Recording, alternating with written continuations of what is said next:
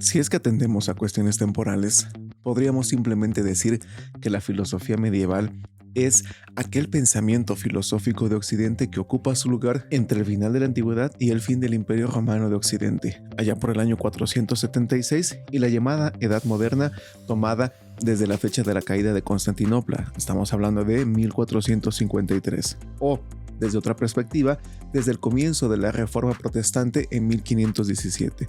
Muchas veces se denomina filosofía medieval a la filosofía escolástica, pero la escolástica, propiamente dicha, no comienza sino hasta el siglo IX. Lo que precede puede considerarse como un periodo de lenta preparación de la filosofía escolástica a través del pensamiento de los padres de la Iglesia. Por ello, se ha dividido la filosofía de la Edad Media en dos grandes secciones: filosofía patrística y filosofía escolástica. Si nos guiamos entonces ahora por su contenido, es decir, si se quiere caracterizar a la filosofía medieval más en un sentido interior, atendiendo a su esencia, fisionomía espiritual, se le puede asignar como aquel pensamiento filosófico de Occidente que, desde San Agustín, pero especialmente desde San Anselmo de Canterbury, sigue el lema intellige ut credas, crede ut intelligas, es decir, entiende para que puedas creer, cree para que puedas entender, tal cual como lo decía el propio San Agustín. Esta expresión implica una unidad y mutua exigencia de ciencia y de fe, pero también significa que el pensador cristiano no arroja la filosofía, sino que quiere cultivarla y está dispuesto a reclamarla para sí. No intentamos apoyarnos solamente en la autoridad de las Sagradas Escrituras, como lo dice nuevamente San Agustín, sino también en la razón general humana, la ratio. Esto citando al padre de la Iglesia en atención a los no creyentes. Naturalmente, no será la razón nuestra una única guía. La filosofía, que en otros contextos históricos aplica generalmente las fuerzas de la razón a los magnos problemas en torno al mundo, al hombre y a Dios, se da la mano en este periodo con la fe religiosa, y la fe religiosa con ella, fenómeno espiritual que por lo demás se repite en este ámbito histórico aún en las filosofías arábiga y judía. La síntesis de la fe y saber en el pensamiento medieval tiene como presupuesto explicativo la realidad de una unidad ideológica. Sobre esa base descansa el espíritu de esta gran época y nada la caracterizaba mejor que dicha unidad. Hola a todas y todos, muchas gracias por visitarme y tomarse un momento para platicar. Mi nombre es Jesús Méndez y el día de hoy estaremos haciendo una introducción a la filosofía medieval. Vamos a hablar de su concepto y significado, así como de los temas principales que aborda la filosofía patrística. Obviamente el tiempo nunca es suficiente para abarcarlo todo, pero intentaremos dar nociones generales para después, por su parte, ojalá y ustedes puedan profundizar mucho más en el tema presentado. Así que, sin más preámbulos, vamos para allá. Hay tesis, arte, cultura y educación. En un principio, los padres de la Iglesia no quisieron saber nada de la filosofía. Estaban todavía bajo la impresión de la nueva vivencia de su fe. Se citaba a San Pablo: destruiré la sabiduría de los sabios y desbarataré la prudencia de los prudentes. ¿No ha tenido Dios por insensatez la sabiduría del mundo? A los que han sido llamados a anunciarnos a Cristo como fuerza de Dios y sabiduría de Dios. Pero también se podía leer en San Pablo que existe un conocimiento natural de Dios, que también poseen los gentiles, como se dice en Romanos, y se podía ver cómo él mismo en su discurso del Areópago había citado a los filósofos griegos en abono de su doctrina cristiana. Y surgieron, voces en pro y en contra. Tertuliano, por ejemplo, se declaraba enérgicamente en contra. El mártir San Justino se declaraba en pro, y hasta se le da el apelativo de el filósofo. Finalmente, sobre todo gracias a San Agustín, se impuso un sí positivo a la filosofía. Nosotros queremos, dice San Agustín, hablar no solo con la autoridad de las Sagradas Escrituras, sino también basados en la razón universal humana, la ratio, y esto en atención a los incrédulos. Si los filósofos han dicho algo que es exacto, ¿por qué no lo hemos de aceptar?, pregunta el santo. A fin de cuentas, puede incluso servir para razonar la fe y para comprenderla mejor. Y así es como se comenzó a leer y a explotar a los textos filosóficos, principalmente los platónicos y neoplatónicos, a los que San Agustín tanto debe y de los que dice: nadie está tan cerca de nosotros como ellos. pero también se utiliza a los estoicos, con frecuencia a través de Cicerón, luego a Filón y a los neopitagóricos. Aún mayor papel desempeña Aristóteles. Los que más partido sacan de los filósofos son los apologistas, como Minucio, Félix, Arístedes, Atenágoras, Lactancio, luego los tres capadocios, San Gregorio Nacianceno, San Gregorio Niceno y su hermano San Basileno el Grande, pero sobre todo Orígenes, Clemente de Alejandría y reiteradamente San Agustín. Pensemos en los temas principales de la filosofía patrística. Hay toda una serie de problemas centrales que se mantienen durante todo este periodo. Uno de ellos era el problema de la fe y la ciencia. En un principio se vio el antagonismo, pero al fin se produjo entre ambos conceptos una tensión en la que predominaba el elemento positivo. Son dos caminos que conducen a la misma meta, se dice. La fe es quizá el camino más real, pero también el saber viene de Dios y guía a Dios, y así no se excluyen mutuamente, como sucederá en los tiempos modernos. Otro problema central es la cuestión de la existencia de Dios. Que hay un Dios se sabía en primer lugar por la predicación de la fe, pero pronto se sintió la necesidad de demostrar la existencia de Dios por la naturaleza, principalmente basándose en Romanos 1:19, donde se dice que se puede conocer a Dios por sus obras mediante un espíritu que no es todavía espíritu de fe. Igualmente, interesa la cuestión de la esencia de Dios. ¿Es Dios algo material, luz o algo parecido? Tertuliano y San Agustín hallan en un principio algunas dificultades, pero pronto se impone lo que luego será doctrina corriente. Dios es espíritu. Frente al mundo es trascendente, es único, absoluto, inconmensurable, omnipotente. Su obra es la creación, una creación de la nada. Este es un concepto especialmente típico de la filosofía cristiana que ya no se perdería. Inmediatamente se comienza también a explicarlo en sentido del cuándo y del cómo. Un concepto favorito es el de una creación simultánea que ocurre fuera del tiempo, ya que tiempo solo se da a partir de la creación. Gran papel juega en esto y también más allá de esta esfera la doctrina del logos. Los pensadores toman a manos llenas de la filosofía de Filón y de los neoplatónicos, enriqueciéndolo todo con lo que la Biblia refiere sobre el logos y la sabiduría divina. También sobre el hombre y su alma se sabe mucho más y con mucha más precisión de lo que se permitía decir a la antigua filosofía. Todo hombre es libre. Ahora se proclama como nunca se había hecho antes. Por la naturaleza en la que Dios creó al principio al hombre, nadie es esclavo de otro o del pecado. Así, por ejemplo, lo dice claramente y sin ambigüedad de San Agustín en Ciudad de Dios.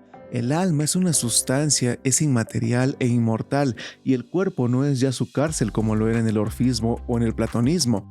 La doctrina de la creación da también al cuerpo un valor positivo. Solo sobre el origen del alma hubo una larga discusión.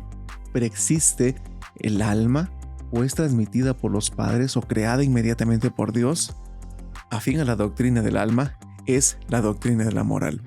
En ninguna parte se logró más rápidamente la síntesis entre el helenismo y el cristianismo, entre filosofía y religión, que en la esfera de la ética, en la que el platonismo y la estoa habían preparado el terreno para la moral cristiana. Se adopta también la doctrina de las ideas, del logos y de la ley natural, aunque haciendo observar que esta recta razón no es sino el logos divino, que se hizo carne. Él es la ley natural, no una naturaleza de carne y de sangre. Él es el camino, la verdad y la vida. Él muestra lo que es la verdadera naturaleza. Ahora, teniendo ante los ojos la imagen concreta del logos en la revelación, se tiene también una ética más concreta y más determinada que en el pasado. Y no en último lugar en la doctrina de la conciencia, donde también la antigüedad había desbordado el camino en diversas formas y con diversos conceptos, desde Sócrates hasta Séneca, pero sin que la conciencia fuera tan marcadamente como en el cristianismo la sede de la decisión propia, libre y autónoma de la persona moral. Precisamente en función de la conciencia que liga al hombre, hace el cristianismo al hombre libre y señor de sus actos, porque ya no son hombres los que le dictan su decisión, sino que él mismo puede decidirse en vista de una norma superior. Como nunca, en ningún otro periodo de la historia espiritual de Occidente, vive aquí un mundo entero en la seguridad de sus ideas sobre la existencia de Dios, su sabiduría, poder y bondad, sobre el origen del mundo, su orden y gobierno pleno de sentido, sobre la esencia del hombre y su puesto en el cosmos, el sentido de su vida y las posibilidades de su espíritu para entender el ser del mundo y para la orientación de la propia existencia, sobre su dignidad, su libertad y su inmortalidad, sobre los fundamentos del derecho, cauce racional del poder estatal y sobre el sentido de la historia. Unidad y orden son los signos del tiempo. Mientras en la edad moderna se pregunta por la posibilidad del orden y de la ley y cómo pueden realizarse, aparece aquí el orden como algo de suyo, evidente y natural, y queda solo la tarea de conocer sus líneas y su estructura. Después de algún que otro paso inseguro al principio de la era patrística, la Edad Media da con su propio itinerario y mantiene firme esta línea hasta su final histórico. No puede caber duda de que tan grandiosa unidad se debió a la virtud de la religión cristiana. Si alguna vez fue ahora cuando se cumplió con toda la verdad el dicho de Jaspers de que la religión es la que ha realizado en el pasado el orden más estable y rico de contenido, una religión ayudada luego por la razón, no ejerciendo una guía directa, sino a través de hombres creyentes, mediante su seriedad y constancia. ¿Filosofía o teología? Preguntémonos. Es bien explicable la pregunta que ante este hecho ha surgido espontáneamente en muchos espíritus, a saber, si tendremos auténtica filosofía donde el logos no reina como absoluto señor, sino que se deja conducir por la religión. Pues en tal caso parece que todo tiene que estar predeterminado, como tantas veces se ha repetido. A la filosofía ya no le quedarían problemas que resolver cuando se los dan ya resueltos por la fe. La filosofía habría de sustentarse sobre el plano de la propia fe. Sobre esa base tuvo que desenvolverse el filósofo y muchas veces este no hizo más que servir a la fe, prestándole defensas, apoyos, esclarecimientos, análisis y síntesis científicas. La filosofía, sierva de la teología, fue la frase que se repitió una y otra vez citando a San Pedro Damiano para poder caracterizar esta época. Una filosofía, en una palabra, no exenta de prejuicios y presupuestos, y por ello aparecerá problemático que se pueda en general hablar de auténtica filosofía en la Edad Media. Ahora pasemos a la vida filosófica. En este modo de enjuiciar la Edad Media hay mucho de simplismo y de prejuicio indiscriminado. Ese enfoque es hijo de un tiempo en el que se miraba a la Edad Media como la edad de los siglos oscuros, esta etapa del oscurantismo, sin ver más en ella. Por estas fechas poco tenía que decirnos la historia de la filosofía sobre la época medieval. Hoy, gracias a los trabajos de investigación, por ejemplo, de Nifle, de Erkel, de Baumker, de Wolff, de Gragman, entre otros, como Gilson, sabemos que las realizaciones filosóficas del medievo fueron mucho más vastas, más vitales y también más individuales de lo que en tiempos anteriores se supuso. En vez de juzgar a carga cerrada con juicios ya hechos y vulgarizados, hubiera sido mejor acudir a las fuentes imprecisas e inéditas, y en este estudio serio se hubiera percibido enseguida el hecho de que el hombre medieval supo efectivamente enfocar los problemas específicamente filosóficos desde puntos de vista y con métodos estrictamente también filosóficos. Desde este sentido enfoquemos la libertad espiritual. Es también un hecho que para el hombre medieval el pensar e investigar, filosófico obviamente, fue fundamentalmente libre. Inocencio III decidió en favor de la convicción personal y su libertad la cuestión de si un creyente, por razón de un mejor conocimiento de la cosa, podía negar su asentimiento al mandato de un superior. Todo lo que no se ajusta a la convicción personal, la fe, es pecado, como se dice en Romanos, y lo que se hace contra la conciencia edifica para el infierno. No se puede obedecer al juez contra Dios y se debe antes dejar que caiga sobre sí la excomunión. Esta decisión del Papa fue incorporada al Código Eclesiástico. De acuerdo con ello, Santo Tomás, por ejemplo, ha enseñado y con él multitud de escolásticos que un excomulgado por falsos motivos debe preferir el morir en la condena a obedecer a una disposición del superior que, según su conocimiento de la verdad del asunto, es errada, porque lo contrario sería contra la propia personal veracidad, que no debe traicionarse ni por razón de un posible escándalo. No es esto nada sorprendente, sino aplicación de la vieja doctrina sobre la conciencia errónea que está el hombre obligado a seguir, doctrina que equivalía en el fondo a sancionar la interna libertad de la persona. Se habla también acerca de ausencia de prejuicios, pero si de hecho el hombre medieval hizo un uso parco de su libertad, si realmente siguió en ancha medida las presuposiciones de su propia concepción del mundo y de la opinión pública, no fue ello con todo como por fuerza de una presión ejercida desde fuera sobre su espíritu y sobre su libertad, sino simplemente porque lo que a nosotros nos parece hoy un prejuicio, no lo miró el hombre medieval realmente como tal. Hubo indudablemente prejuicios en su concepción del mundo y en su religión, pero recriminar por ello a la Edad Media y a su filosofía solo procedería si nosotros nos viéramos hoy enteramente limpios de esta mancha y no pusiéramos efectivamente a filosofar sin prejuicios. Muchos así lo han creído de sí mismos. Cuando el primer tercio de nuestro siglo se miró a esta misma creencia como un prejuicio, se produjo un movimiento de péndulo en sentido contrario y se cayó en un relativismo universal, desesperando de la posibilidad de una superación de los prejuicios. Se hizo de la necesidad virtud y se proclamó la aceptación de esa misma impotencia como prueba de seriedad y de carácter. Sugerir a la Edad Media por esclava de prejuicios resulta en estas circunstancias ciertamente paradójico. La verdad está en el medio. En realidad, una total ausencia de prejuicios jamás se ha dado. Queda como ideal y meta y hacia ella se ha de tender por amor a la verdad. Y esta tendencia no ha faltado en los pensadores de la Edad Media. También ellos quisieron liberarse de los propios errores e ilusiones y abordar la verdad objetiva en sí misma. Quien haya andado más lejos en este camino solo dirán los siglos venideros. En todo caso, tenemos razón para ser cautos en el subestimar la Edad Media, pues cada vez sabemos más que el hombre moderno, en su pensar y en su sentir, es muchas veces más medieval que la propia llamada Edad Media. También el filósofo moderno es hijo de su tiempo y cae también en ocasiones bajo las ruedas del destino, aparte de que la historia de la filosofía puede situar a cada filósofo en su encasillado temporal, y no precisamente por razones puramente extrínsecas a su pensamiento. Lo que queda, pues, es la tendencia y esfuerzo constantes, y esto lo encontramos también en el pensador medieval. Y por esto, su pensamiento es una auténtica filosofía. La actual filosofía, pues, vive en otra época, y se siente a sí misma como algo distinto y realmente nuevo. ¿La filosofía medieval habrá perdido todo su significado entonces? En modo alguno, de ninguna manera. Por un lado, el medievo es el puente entre la antigüedad y la edad moderna.